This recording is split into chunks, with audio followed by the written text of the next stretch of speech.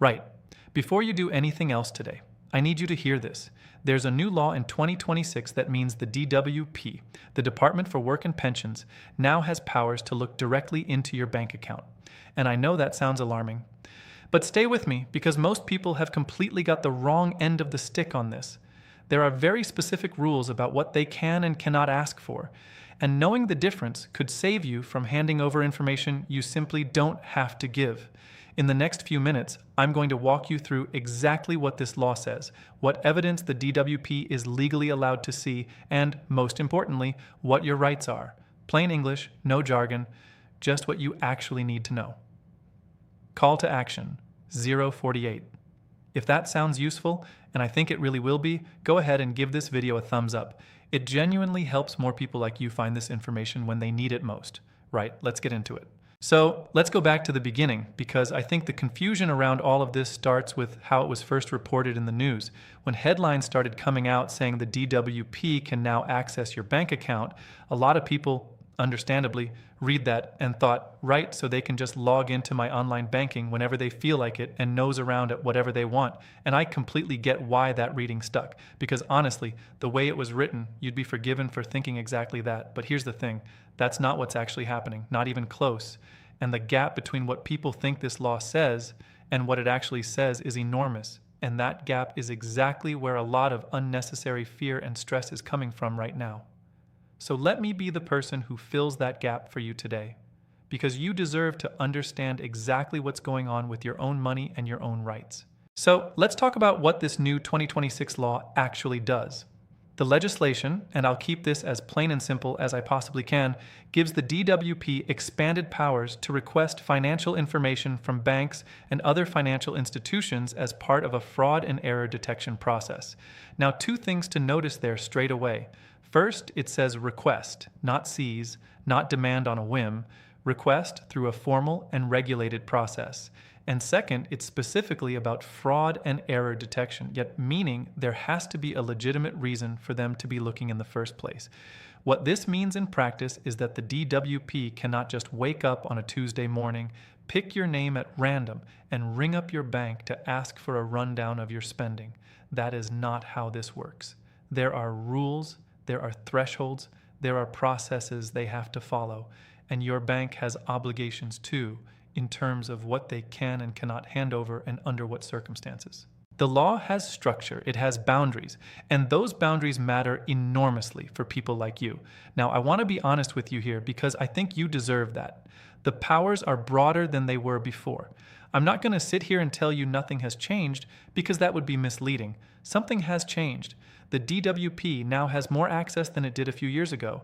But, and this is a very important but, it is access that comes with conditions, with oversight, and with your rights still firmly in the picture. This is not a free pass for them to go rifling through your financial life.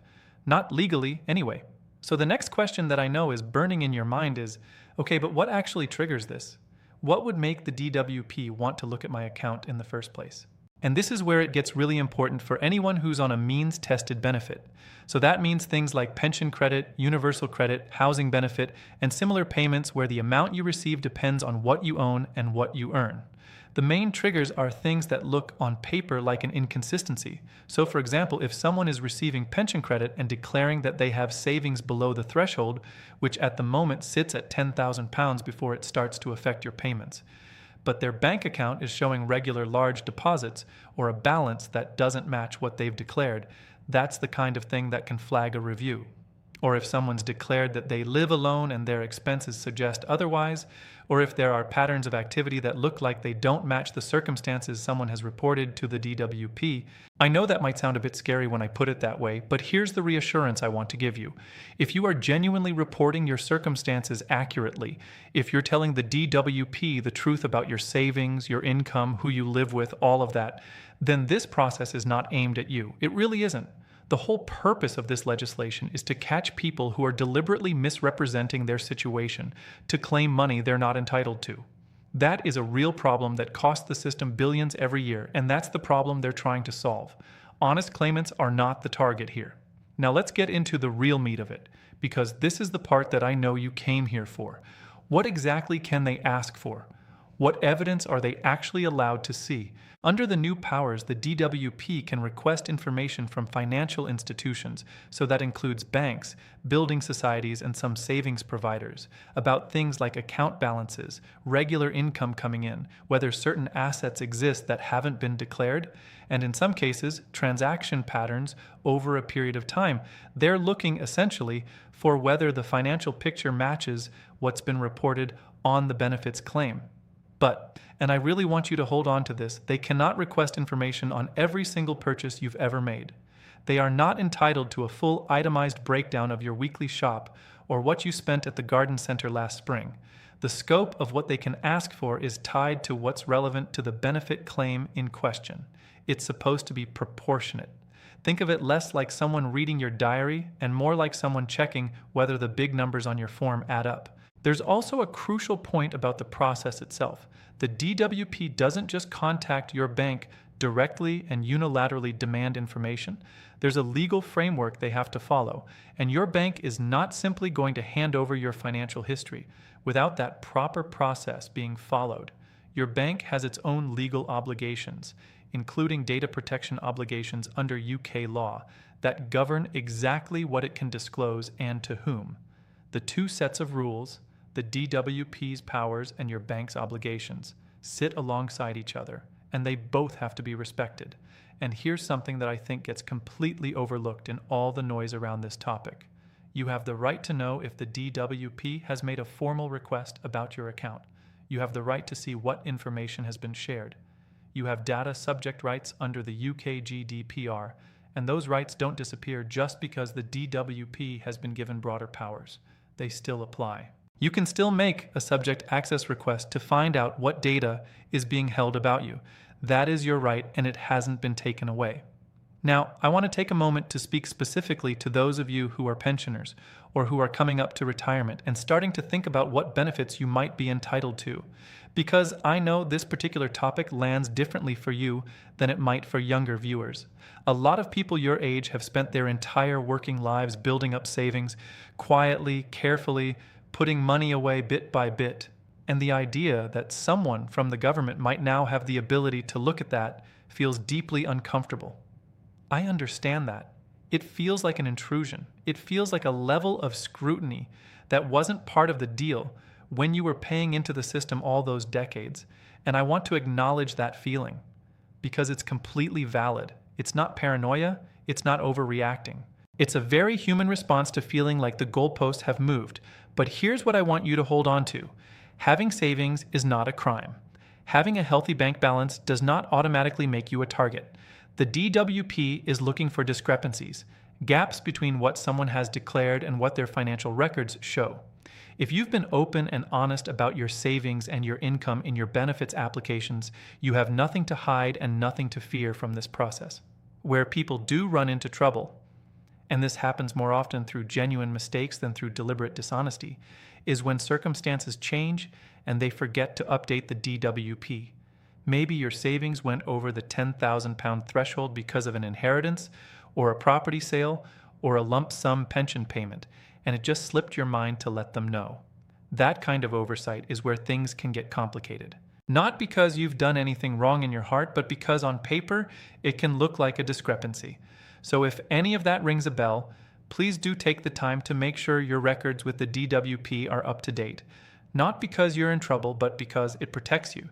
Actually, I just want to pause here for a second, because if you're finding this useful, and I hope you really are, it would mean the world to me if you subscribe to this channel if you haven't already. I make these videos for exactly this reason, to take the confusing stuff and make it make sense. Hit that subscribe button and you'll never miss one. Right. Back to it, because there's still a really important bit coming up. So let's talk about the practical side of all this, because I don't want to leave you with information and no action. What can you actually do to make sure you're in the best possible position? The first thing, and I cannot stress this enough, is to keep your records with the DWP accurate and up to date. I know that sounds like obvious advice, but you'd be surprised how many people are receiving benefits based on information they gave years ago that no longer reflects their current situation. Life changes.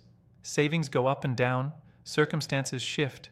Every time something significant changes in your financial life, it's worth asking yourself, Does the DWP know about this? Do they have the current picture? Because if they don't, and their records don't match your bank statements, that's where confusion and stress can start to creep in. The second thing is to keep a hold of your paperwork. I know we live in a more digital world now, but if you have letters from the DWP, correspondence about your benefits, records of what you declared and when, keep them somewhere safe. If there's ever any question about your circumstances, having a clear paper trail is your best friend. It means you can show clearly and calmly that you reported what you were supposed to report and that you've been doing everything by the book. Third, and this is something a lot of people don't know they're allowed to do, you can ask for a benefits check. You can contact organizations like Citizens Advice, Age UK, or a local welfare rights service and ask someone to look at your current benefits claim with fresh eyes, make sure you're getting everything you're entitled to, and make sure everything you've declared is accurate.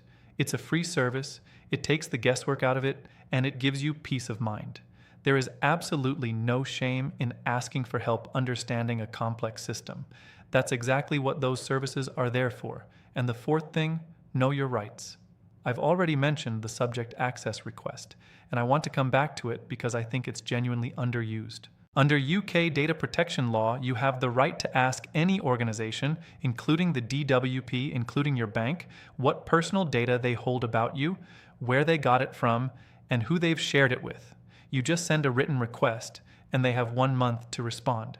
It costs nothing. It takes about 5 minutes to do, and it means you're never completely in the dark about what information is out there about you. Now, I want to be real with you for a moment, because I think you appreciate honesty more than you appreciate being told only the comfortable parts. The truth is, the system is not perfect. The DWP makes mistakes. Banks make mistakes. Data can be misread, flags can be raised on innocent accounts, and people do sometimes find themselves having to prove something that feels like it should be completely obvious. I've heard from people who've gone through that experience, and it is stressful. It is upsetting. And for older people in particular, getting an unexpected letter from the DWP can feel absolutely terrifying, even when you've done absolutely nothing wrong. I'm not telling you this to scare you. I'm telling you this so that if it ever happens to you or to someone you know, you don't panic. You don't assume you're in trouble. You don't hand over more than you're asked for. You don't make rushed decisions, and you absolutely don't ignore it. You respond, you get advice if you need it, and you deal with it calmly and methodically. Because in most cases, the overwhelming majority of cases, these things are resolved quickly and straightforwardly once the right information is in the right place. The people who end up in serious difficulty are almost always the ones who either don't respond at all, which is the worst thing you can do, or who don't seek advice and try to handle a complicated situation entirely on their own. You don't have to do this alone. There are people whose entire job it is to help you navigate exactly these kinds of situations, and they are very, very good at it. So let me just bring this all together for you, because I want you to leave this video feeling clearer, not more worried. Yes, the DWP has new powers in 2026 to access certain financial information from banks as part of its fraud and error detection work. Those powers are broader than they used to be, but they come with rules. They come with legal constraints. They come with your rights still intact. They are not a blank check for the government to pry into the private finances of every benefit claimant in the country.